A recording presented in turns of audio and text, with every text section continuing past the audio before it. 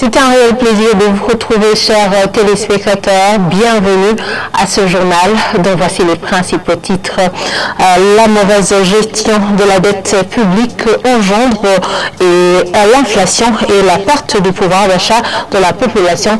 Cette analyse du professeur économiste Guillaume Miteletse qui déclare que la dette publique déjà contractée par le gouvernement burundais jusqu'en 2022 avoisine 6 000 milliards de francs burundais. Vous aurez plus de détails au cours de ce journal et dans la suite des interviews que nous réalisons dans le cadre de la célébration de du 21e anniversaire de la radio Isanganiro. Aujourd'hui, vous allez suivre le vice-président du parti Sarania Frodeo, Phineas Nigara, réclame que la radio Isanganiro diffuse ses programmes 24 heures sur 24. Tout de suite, les détails.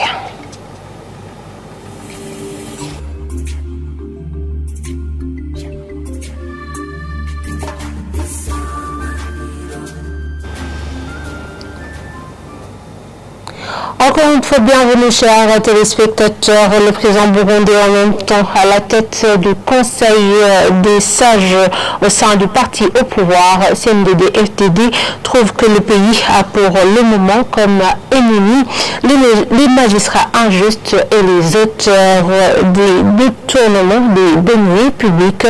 Cette annonce a été faite lors du lancement de la semaine des combattants au sein même de cette formation politique. Évariste Ndayishimiye explique qu'après les temps de guerre, le Burundi mène pour le moment une guerre contre la justice, pour plutôt la justice équitable et le développement du pays. Je vous propose de le suivre.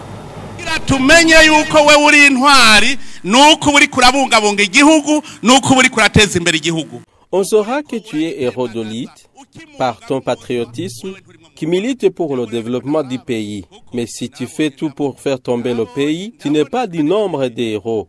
C'est par cette loupe que je parviens à très bien comprendre et j'ai compris. C'est incompréhensible qu'on trouve parmi les ex-combattants des gens qui sont contre le développement du pays. Ils sont assimilables aux mauvais esprits qui sont cachés lorsque nous étions sur le champ de bataille derrière les hommes intègres. Celui qui transgresse la loi, c'est un ennemi qui mérite d'être poursuivi. Pas question de fraternité. Si quelqu'un essaie de s'allier avec celui-ci, ils seront traités de la même façon parce que c'est par vos actes qu'on vous identifiera. Toute personne qui gâche une chose publique veut qu'on croupisse toujours dans la misère. Identifions-le. Des magistrats injustes, des auteurs de détournements sont des ennemis du pays. Identifions-nous en commençant par les fonctionnaires qui détournent les deniers publics sans distinction aucune, ni de pitié. Imaginons une personne avec qui nous menons une lutte commune et qui barre notre route par ses bombes, qui détruit nos chantiers, qui fait par exemple qu'une route dure 2 ans au lieu de 20 ans. C'est le cas de la route menant vers Chibitoke qui a connu des points de choc avant même la fin des travaux de construction. Est-ce que celui qui a fait ça ne fait pas partie des ennemis? C'est le même cas que la route Bubanzandora. Ceux qui ont détourné les matériaux de construction ne sont-ils pas des ennemis? Pourquoi avoir pitié? Mettons à côté tous ces gens qui ont le pouvoir de faire chuter le pays. Marchons ensemble avec les gens justes. D'autres sont dans la paresse et ne veulent pas manger de leur sueur. Ne sont-ils pas des ennemis? Forçons-les pour travailler.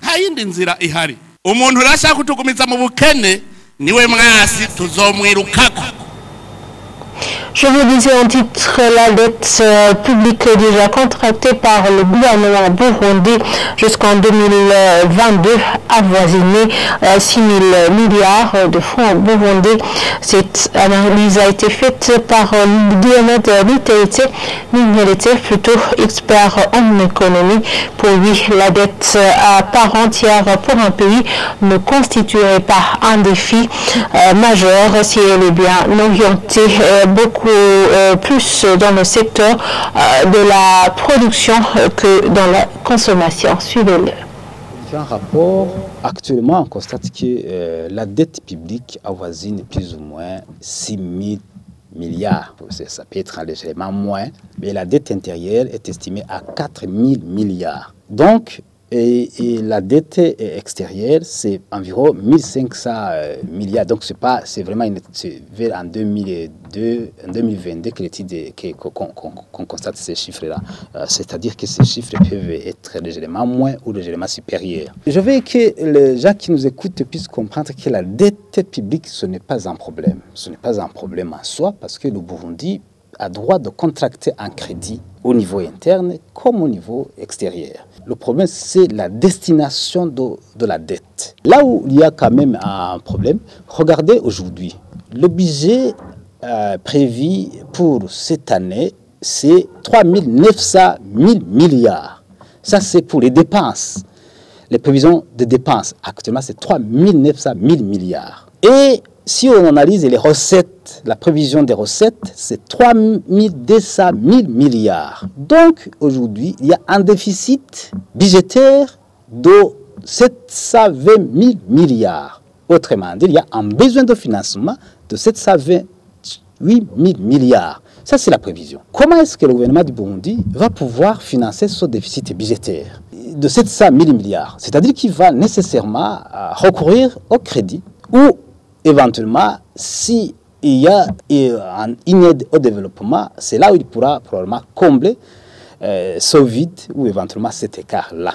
Les dépenses ont été augmentées de 68%, alors que la production a été augmentée de 2%. Donc, imaginez-vous, vous avez une production de 2%, et vous augmentez les dépenses à 68%, pas nécessairement dans le domaine de production. Il est toujours recommandé que quand vous contractez un crédit, il faut tenir compte de votre produit intérieur brut. Or, le produit intérieur brut, maintenant acheté, il faut éviter alors de demander un crédit, surtout quand ce crédit n'est pas orienté vers le secteur de production.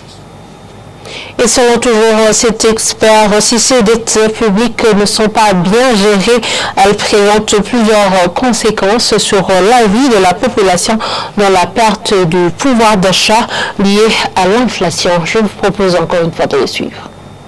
La conséquence, elle est bien évidente. La première conséquence, c'est la perte du pouvoir d'achat. Et quand il y a une problématique de consommation, c'est-à-dire qu'il ne va pas y avoir des impôts et taxes. Deuxième chose, c'est l'inflation. L'inflation, c'est la hausse généralisée des prix. La hausse généralisée des prix, maintenant, c'est visible. Le carburant vient d'être augmenté à concurrence de 68%. C'est beaucoup pour une année et le citoyen moyen n'a pas augmenté les frais de transport à concurrence de 68%. Donc, d'où l'inflation. Et là, quand il y a effectivement, quand le crédit s'embrale et que la population n'a plus de revenus, donc vous comprenez bien que le chômage continue aussi à grimper.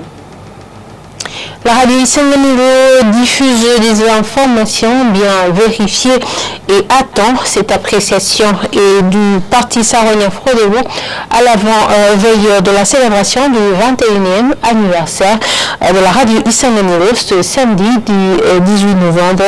Le vice-président de ce parti, Fenias Ligawa, souhaite que la radio Isanganiro puisse étendre ses programmes sur 24 heures et que la télévision Isanganiro puisse être accessible à tous. Suivez-le. En tant que politicien, il y a une émission que nous aimons beaucoup, c'est Mosaïque, parce qu'on appelle les experts à la matière et ces experts donnent des points de vue sur un sujet bien précis et ça éclaire la population. C'est vraiment agréable. L'autre émission, je dirais que c'est l'émission Karadiridimba qui donne l'accès à la diaspora de s'exprimer sur des sujets qui intéressent la population burundaise. L'autre sujet qui nous intéresse, ce sont les informations que vous donnez, qui sont bien fouillées, qui sont bien traitées et ça aide la population à avoir de l'information sur la vie, sur le pays. Qu'est-ce que vous n'appréciez pas peut-être? Disons, c'est certains handicaps au niveau de la liberté. Nous voyons que la liberté de la presse connaît quelques problèmes et la radio Isanganiro essaie de surmonter ces handicaps. Nous l'encourageons Mais nous aussi, nous allons chaque fois aider à ce que ces handicaps diminuent parce que nous voulons des médiums qui travaillent librement. Et nous interpellons les responsables politiques qui ne donnent pas des informations. Lorsque les journalistes viennent demander ces informations, de voir comment se corriger. En plus, il y a des suggestions qu'on voudrait faire à la radio Isanganiro. Comme nous sommes dans les AC, nous voyons que beaucoup de pays parlent l'anglais. Nous aimerions que vous utilisiez cette langue-là au niveau de votre médium, parce que même la région a besoin d'écouter la radio Isanganiro. En plus, nous voudrions que les heures soient augmentées. Nous voyons qu'à un moment donné, les programmes sont terminés et ça nous dérange un peu parce que nous avons besoin de continuer à poursuivre les émissions de la radio Isanganiro 24 heures sur 24. Continuons ce journal par la page sportive. La sélection burundaise de football, Inambani Lugamba, a remporté sa victoire par 3-2 contre la sélection gambienne dans un match comptant pour les éliminatoires de la Coupe du Monde qui se jouera en 2026 dans 3 pays, à savoir le Canada, les États-Unis et le Mexique. Ce match s'est joué ce jeudi après-midi à Dar es Salaam en Tanzanie. Les Hirondelles poursuivront à la recherche de leur qualification en croisant le fer avec le Gabon. Ce sera ce dimanche, toujours à Dar es Salaam en Tanzanie, en raison d'un manque de stade au Burundi homologué par la FIFA pour abriter de telles compétitions internationales. Et continuons toujours ce journal par la page toujours sportive. 12 nageurs burundais participeront à la compétition de natation de la zone 3 qui se tiendra à Kigali, au Rwanda, à partir du 22 novembre. Dans un point de presse animé ce mercredi, le président de la Fédération burundaise de natation a fait savoir que le manque des frais de participation aux compétitions internationales est l'un des défis rencontrés dans ce sport. Kassia Basogumba a ajouté que le Burundi accueillera cette compétition de natation de la zone 3 l'année prochaine. Suivez-le. Ce soir, nous avons la préparation des Jeux de la zone 3 qui regroupe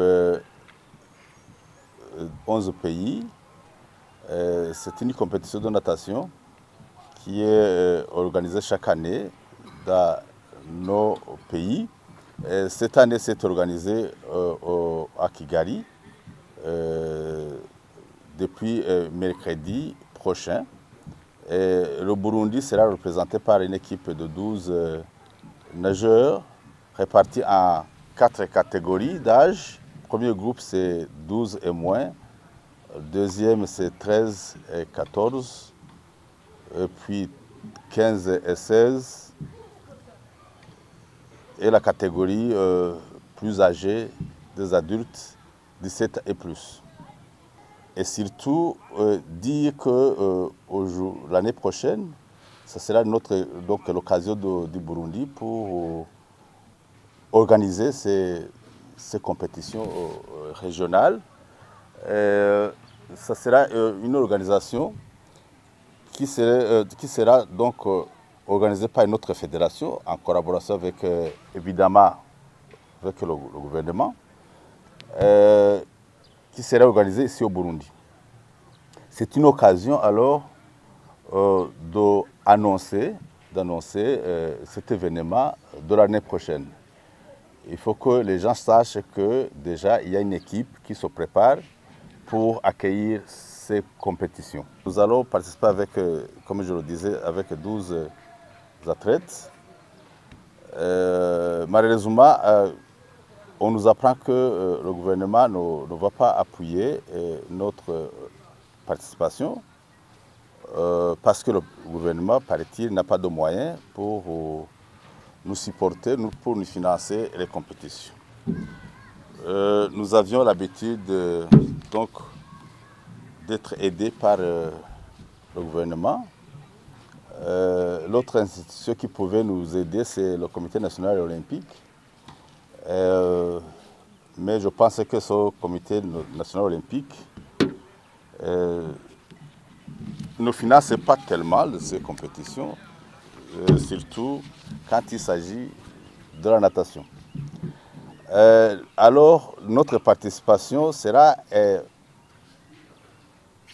faite parce que les parents ont voulu contribuer, nos clubs ont contribué pour assurer la participation. Et voilà, c'est ici que nous clôturons ce journal. Merci de nous avoir suivis et très bonne suite de programme sur la télévision Isanganiro.